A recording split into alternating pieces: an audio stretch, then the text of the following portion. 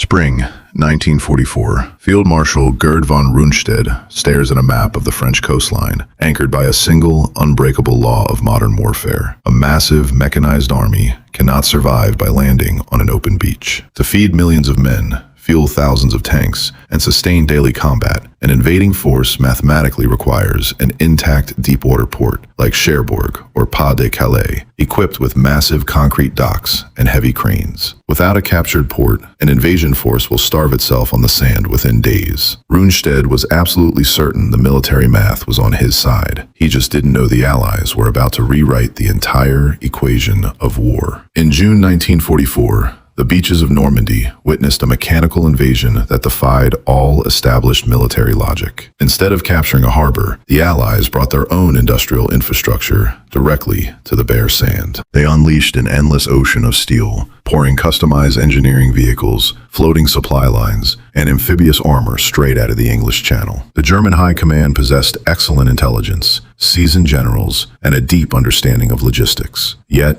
they were fundamentally blinded. The core mystery of this campaign is not how they misjudged the sheer number of American troops. The real question is how they completely failed to anticipate the bizarre, unprecedented mechanical diversity that allowed an entire mechanized army to drag its industrial might out of the crashing waves. How could some of the most experienced strategists of the 20th century miss a technological revolution happening just 20 miles across the water? To understand this massive intelligence failure, we first have to look at the conventional, orthodox war the German generals were actually preparing to fight. In the spring of 1944, defending the western edge of occupied Europe was not a matter of guesswork for the German command. It was a matter of industrial tonnage. The German military apparatus calculated that a modern mechanized division required roughly 600 to 700 tons of supplies every single day just to maintain combat operations. This meant a relentless, uninterrupted flow of ammunition, medical supplies, rations, and most importantly, thousands of gallons of high-octane fuel. When multiplied by the dozens of divisions the Americans and British were currently massing in southern England, the logistical requirement became staggering. Millions of tons of cargo would need to be moved across the English Channel. To transfer that kind of weight from a transport ship to the shore, an army cannot rely on wooden ramps and muscle. It strictly requires heavy steel cranes,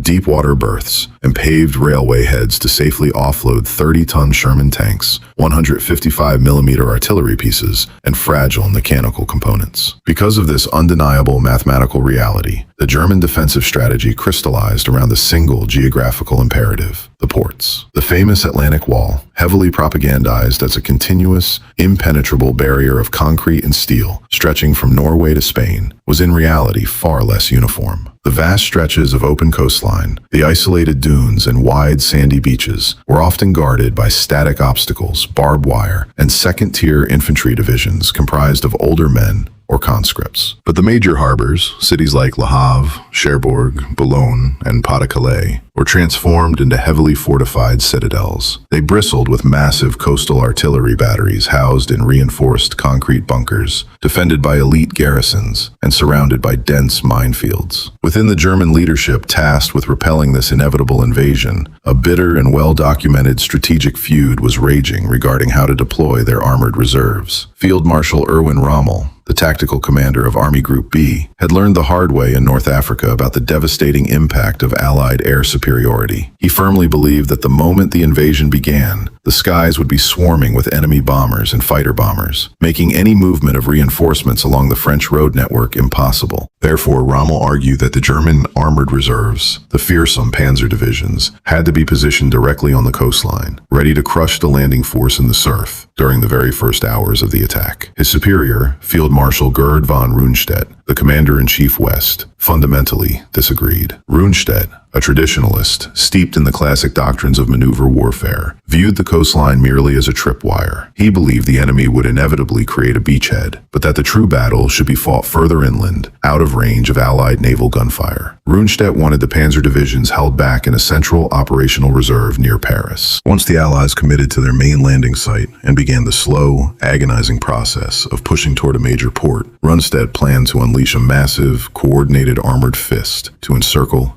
and annihilate them. Adolf Hitler eventually intervened, creating a fractured command structure that satisfied neither general, splitting control of the panzer divisions. Yet, beneath this famous command dispute, a critical fact is often overlooked. Rundstedt and Rommel actually agreed on the foundational premise of the impending battle. No matter where the Allies initially dropped their ramps, whether they faced panzers directly on the beach or a counterattack a week later, they would eventually have to capture a deep-water port to survive. Both field marshals knew that an army stranded on an open beach, unable to land heavy armor and a continuous flow of supplies, was a dead army. As the spring weeks turned into early summer, the pressure along the French coast intensified. Allied reconnaissance planes crisscrossed the skies, and the German radar stations picked up the faint, distant pulse of a massive military machine revving its engines across the water. The German command watched the calendar and waited, supremely confident in the trap they had meticulously set. They had locked down the logistical arteries of Western Europe. If the Americans and British tried to assault the fortified harbors directly, they would be slaughtered in the water. If they chose to land on the open beaches, they would quickly bog down in the sand, physically incapable of unloading the heavy mechanized equipment necessary to push inland, giving the German forces ample time to maneuver and destroy them. The arithmetic was flawless. The harbors were secure. The trap was set around the major ports, waiting for the Allies to predictably bleed themselves dry, trying to capture them. Then, the morning of June 6th broke all the rules. When dawn broke over the Normandy coast,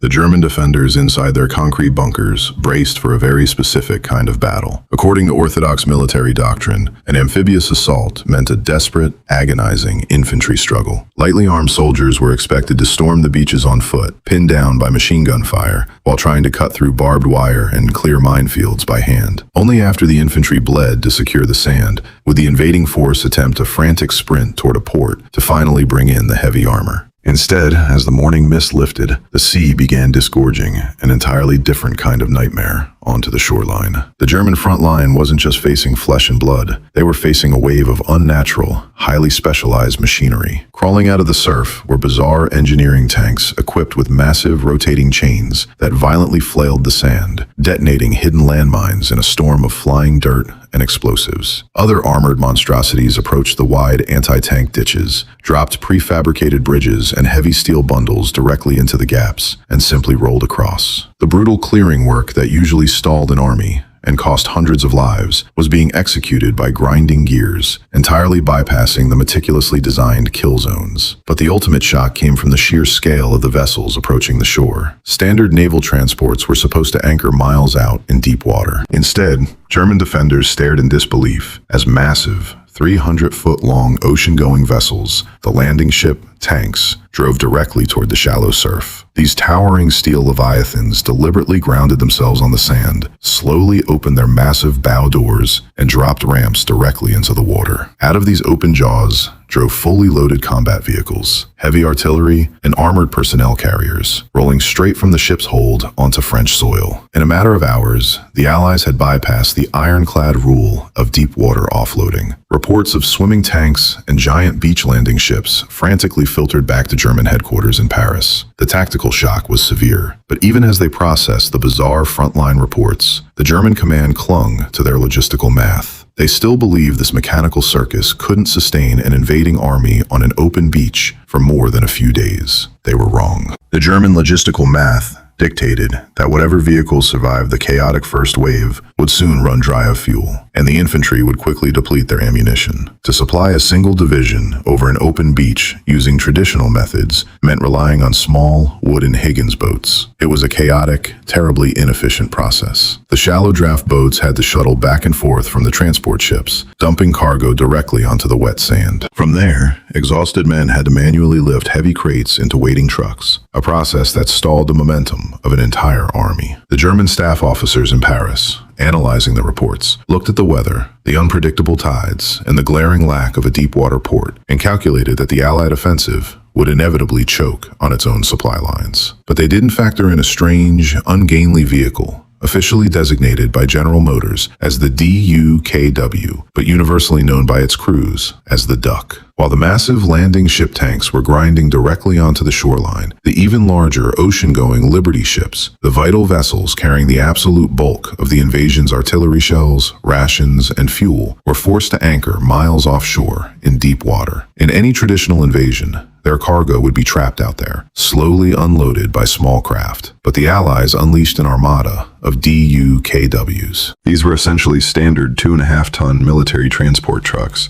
wrapped in a watertight boat hull, equipped with a marine propeller and a revolutionary system that allowed the driver to adjust tire pressure on the move for traction on soft sand. The genius of the DUKW was not just its ability to float, it was its continuous, unbroken loop of delivery. A DUKW would navigate the choppy waters and pull alongside a deep-water Liberty ship. Heavy cranes would lower cargo nets filled with 105mm artillery shells, medical crates, and thousands of jerry cans of gasoline directly into its open cargo bay. The loaded vehicle would then churn through the English Channel, ride the surf onto the Normandy sand, engage its six-wheel drive, and seamlessly crawl out of the ocean. It didn't stop at the shoreline to transfer its cargo. It drove straight inland, bypassing the congested beach completely, rolling directly to the forward supply dumps hidden in the hedgerows. It unloaded its crucial freight, turned around, and drove right back into the sea. By treating the water and the land as a single, uninterrupted highway, thousands of these amphibious trucks created a relentless, circular conveyor belt of logistics. They bypassed the crippling bottleneck at the water's edge, pumping thousands of tons of critical supplies over the open sand every single day. As the frantic frontline reports of swimming trucks and endless mechanized waves filtered back to the German headquarters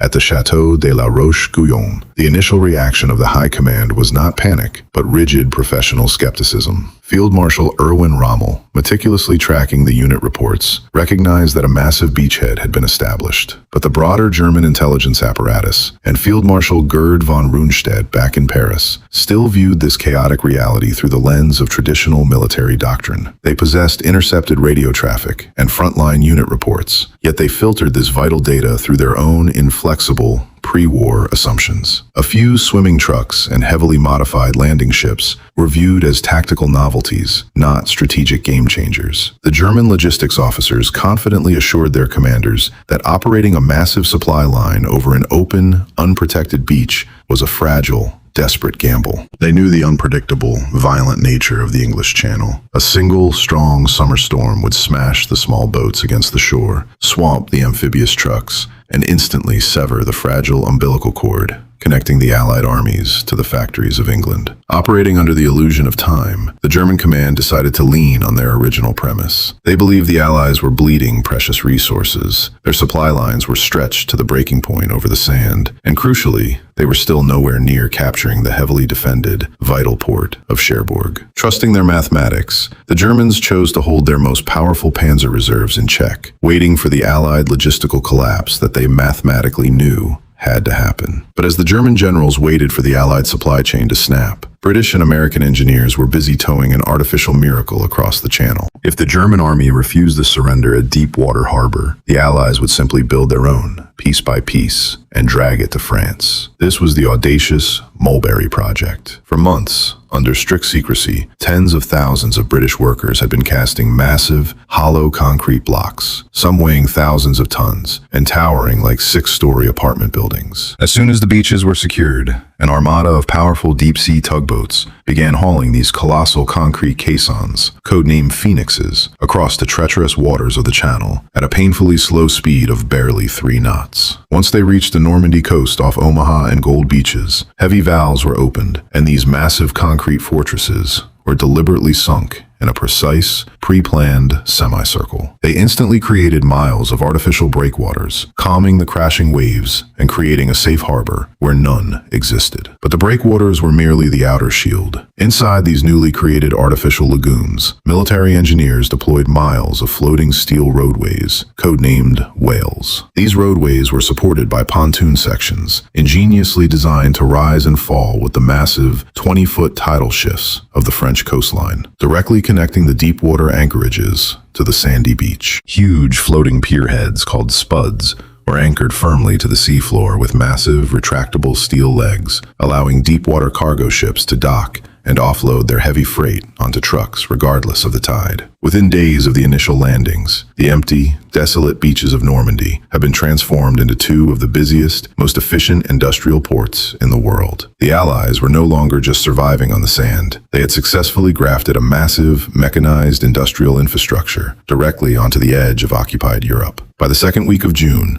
the comforting illusion of an impending Allied logistical collapse finally began to shatter within the German high command. The catalyst was undeniable, terrifying photographic evidence. Operating under the constant, lethal threat of overwhelming Allied fighter patrols, a handful of daring German reconnaissance pilots managed to slip through the aerial blockade. Flying heavily modified, high-speed Messerschmitts and Arado jets at dangerously low altitudes, they snapped frantic, sweeping photographs of the Normandy coastline. When these images were rushed back, developed, and laid out on the mapping tables for the intelligence officers at Army Group B, the professional skepticism of the German generals evaporated into cold, hard alarm. The aerial photographs did not show an exhausted, starving army desperately clinging to the sand. They showed an ocean churning with industrial activity. The German analysts saw the massive concrete walls of the Mulberry Harbors stretching out into the sea, complete with their own anti-aircraft batteries. They saw miles of floating steel piers accommodating heavy transport ships. They saw continuous,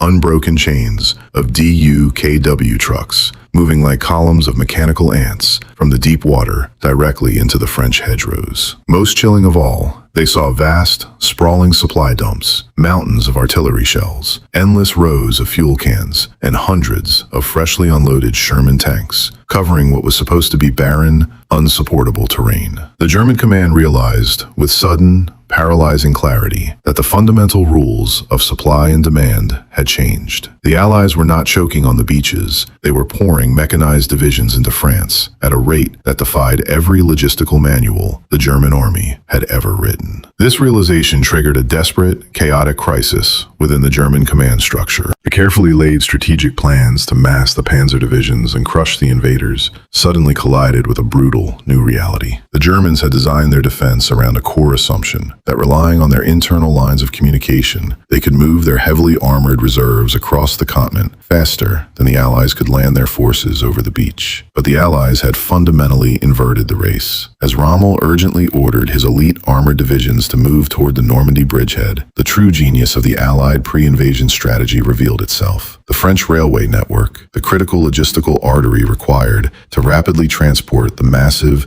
60-ton Tiger tanks and thousands of German troops, had been systematically annihilated by months of relentless Allied bombing. Locomotives were destroyed, switching yards were reduced to twisted steel, and critical bridges over the Seine and the Loire rivers were simply dropped into the water. Elite units like the 2nd SS Panzer Division, stationed in southern France, found themselves trapped in a logistical nightmare. German panzer divisions that should have taken 3 days to reach the front by rail were forced to unload their heavy tanks hundreds of miles away and drive them along the roads. This forced them to move under the constant, terrifying harassment of Allied fighter bombers. The heavy German tanks broke down, burned through precious, irreplaceable fuel reserves, and arrived at the front in disorganized, battered fragments. The strategic paralysis was total. The German commanders were trapped in a disaster of their own making, watching helplessly as the Americans and British effortlessly pumped hundreds of thousands of men, tanks, and supplies over the open sand of Normandy, while their own elite panzer divisions crawled blindly across a shattered, impassable country. The German high command finally understood that their ironclad mathematical laws of war had been broken. The Allies had successfully dragged their domestic industry directly onto the hostile beach, turning the ocean itself into a paved, unstoppable highway. But as devastating as the floating harbors and the swimming trucks were to the German defensive strategy, the real, ultimate strategic weapon of the Normandy campaign wasn't a customized engineering vehicle, a concrete pier, or a massive landing ship.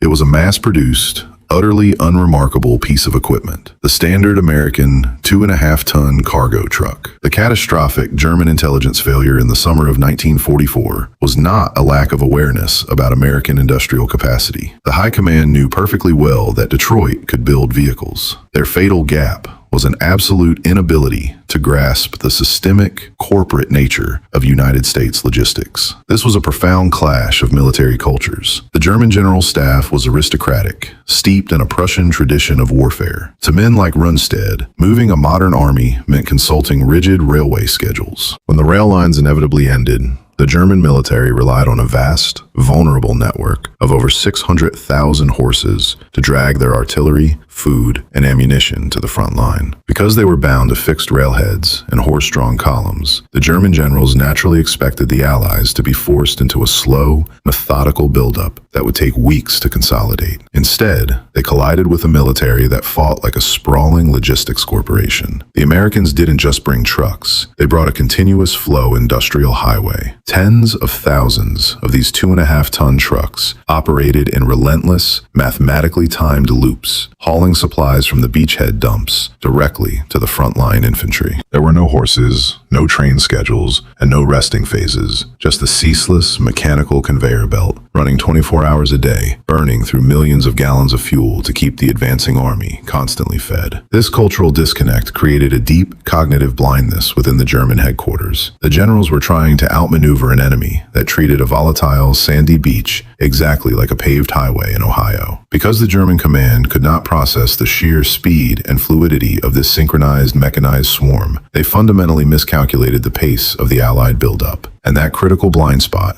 was about to cost them their entire armored reserve. By late June, and moving into the brutally hot weeks of July, the massive armored clash that Rundstedt had meticulously planned finally erupted in the Normandy bocage. The elite panzer divisions, having crawled hundreds of miles under constant aerial harassment, were thrown into desperate counterattacks against the expanding Allied perimeter. But instead of delivering a decisive, coordinated blow to push the Americans back into the sea, the German armor was fed into a meat grinder of material exhaustion. The contrast between the two armies became violently clear. When a 60-ton Tiger or Panther tank broke down or took a disabling hit, it was effectively lost. The German recovery vehicles lacked the fuel to tow them, and the critical spare parts needed to fix their complex transmissions were stranded on bombed-out railway cars hundreds of miles away. The vaunted panzer divisions were literally starving for high-octane gasoline, frequently forced to abandon intact, perfectly functional heavy tanks by the side of the road, simply because their fuel gauges hit zero. On the other side of the front line, the American logistical machine never paused to take a breath. While the German supply lines evaporated, the endless conveyor belt of 2.5-ton trucks kept rolling off the floating steel piers of the Mulberry Harbors and driving straight up the sandy beaches. They continuously pumped millions of gallons of fuel directly to the forward combat units. If an American armored battalion lost a dozen Sherman tanks in a morning assault, the massive industrial pipeline backing them was so efficient that brand new, fully fueled replacement tanks were often waiting for the surviving crews by the following afternoon. This relentless material superiority fundamentally bypassed the entire German defensive doctrine. The heavily fortified deep water ports that Rommel and Rundstedt had designed their strategy around, cities like Cherbourg and Le Havre, became strategically irrelevant during the most critical weeks of the campaign. The German High Command had sacrificed their elite reserves waiting for a logistical collapse that never came. The desperate, starving German war machine had violently collided with a relentless, unyielding wall of American industrial supply. The ironclad strategic math of the Atlantic Wall had completely shattered under the weight of an endless, mechanized supply chain. We return to the spring of 1944 with Field Marshal Gerd von Rundstedt staring at his map of the French coastline. Looking back at his pre-invasion strategic assessments, a profound and tragic irony emerges. Rundstedt was not a fool, and the German general staff was not incompetent. Every calculation they made about the necessity of capturing a deep-water port, the tonnage required to sustain a mechanized army, and the vulnerability of open beaches was absolutely correct. Their mathematics were flawless, but only for the traditional wars of the past. The German High Command did not fail because they failed to predict the location of the invasion, nor did they fail because they lacked tactical brilliance on the battlefield. They failed because they were utterly incapable of comprehending a new reality of warfare. World War II in the West had fundamentally evolved. It was no longer a purely military contest of maneuver, aristocratic strategy, and elite combat units. It had become a brutal industrial conflict, defined by mass, standardization, and relentless mechanized logistics. The United States military had mastered this corporate approach to warfare to a degree that the traditional Prussian minds of the German command